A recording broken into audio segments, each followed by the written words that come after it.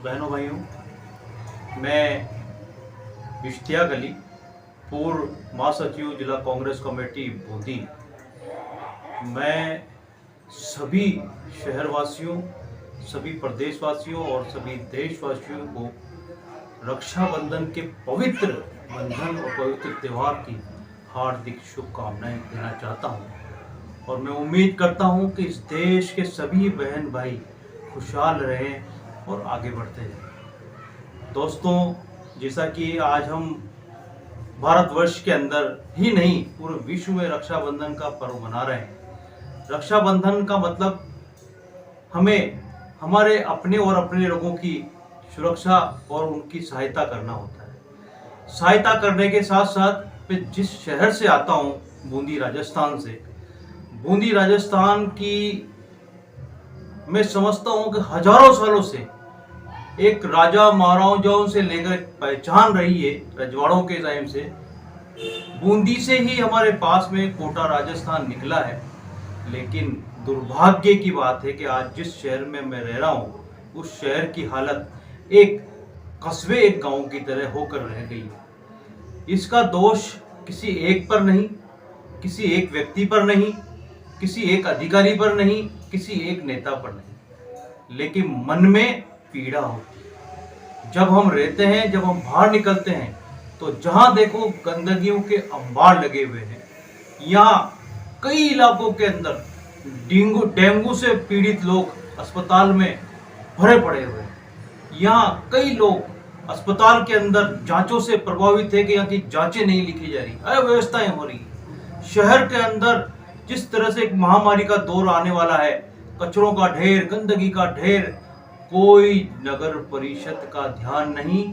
और उसके बाद अभी जो वर्षा का दौर चल रहा है, भोलेनाथ की जो कृपा हमारे शहर के ऊपर हुई, लेकिन उसके उपरांत जिस तरह से शहर की हालत देखी गई, जगह जगह पानी भरा गया, जगह जगह नदियां भरी गई, जगह जगह लोगों के सड़कों को टूटने का, लोगों के गड्ढों के भरने का ये आलम हमने देखा है। कई लोगों के नुकसान हुए हैं, कई लोगों के घरों में पानी भरकर लाखों रुपए के नुकसान हुए हैं, लेकिन हमारा प्रशासन आंखें मूंद कर बैठा हुआ है। मैं समझता हूं कि ये सबसे बड़ी कमजोरी जो है हमारे प्रशासन की भी है। जबकि हमारा शहर मात्र 35 से 30 किलोमीटर दूर कोटा से, कोटा की आज पहचान पूरे भारतवर्ष में बनने जा रही है, भारतवर्ष में है। और उसके उपरांत हमारा शहर जिस तरह से दुर्दशाओं का शिकार हुआ है, ये अधिकारियों की और मिलीभगत अधिकारियों की अकारणता और लाचारी और ये समझिए कि हम समझे बहुत बड़ी लापरवाहियों की वजह से हमारे शहर की हालत हुई है। जबकि आपको जानकर ये आश्चर्य होगा कि ओम बिरला जी जो हमारे देश के लोकसभा के सभापति हैं, ये उनके निर्वाचन लोकसभा क्षेत्र का हिस्सा बूंदी है। उसके बाद भी अधिकारियों की लापरवाहियों की वजह से हमारे शहर की दुर्दशा हो रही। नगर परिषद का आलम, नगर परिषद के कर्मचारियों से अगर किसी सफाई के लिए कोई एप्लीकेशन देता है, कोई उसकी सूचना देता है, कोई उनको अवगत कराता है, तो वो लोग कई दिनों तक उसके ऊपर ध्यान नहीं देते।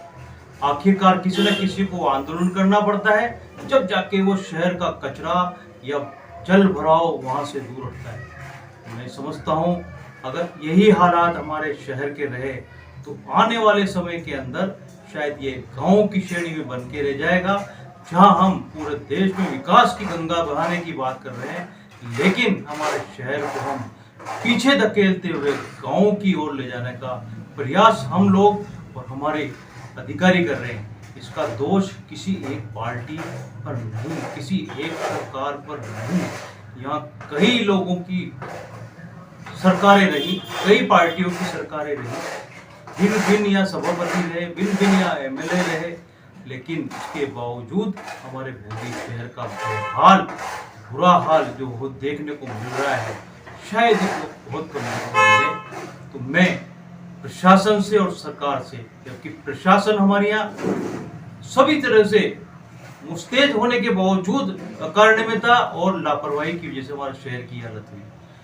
बूंदी नहीं, राजस्थान और केंद्र के अंदर, हमारे राजस्थान के अंदर डबल इंजन की सरकार होते हुए भी आज जनता को ये दिन देखने पड़ रहे हैं। मैं निवेदन करना चाहूँगा सरकार से भी कि हमारे शहर की ओर देखें और हमारे शहर को स्वच्छ बूंदी और नखराली बूंदी और पर्यटक के हिसाब से बूंदी को बनाया जाए, अन्यथा हमारे बूंदी के अंदर पर्यटकों का स्तर गिरता जा रहा है। यहाँ के जो व्यापारी हैं, यहाँ के जो दुकानदार हैं, यहाँ के जो गाइड हैं, वो धीरे धीरे खत्म होते जा रहे हैं। यहाँ के बिजनेस जो हमारे पर्यावरण और हमारे जो यहाँ के जो पुराने संस्थाएं, चित्रकार, चित्रशालाएं, महल और भी चीज़ों से जुड़े हुए हैं, लेकिन उनकी वजह से यहाँ पर्यटकों का आना कम होने की वजह से बेरोजगारी की दर बढ़ती जा रही है। अगर अभी भी सरकार ने ध्यान नहीं दिया तो मैं एक दिन ऐसा आएगा कि ये सब चीज़ें हमारे यहाँ से खत्म हो जाएंगी और रोजगार का जो साधन हमारा है वो एक तरह से ख़त्म सा हो जाएगा। तो मैं निवेदन करना चाहूँगा कि हमारे बूंदी के ऊपर ध्यान दें और अधिकारी वर्ग कम से कम, और कुछ नहीं तो कम से भी कम हमारी सफाई व्यवस्था पे जरूर ध्यान दें। ये बूंदी का नागरिक होने के नाते मैं निवेदन कर सकता हूँ सरकार से भी और अधिकारियों से भी।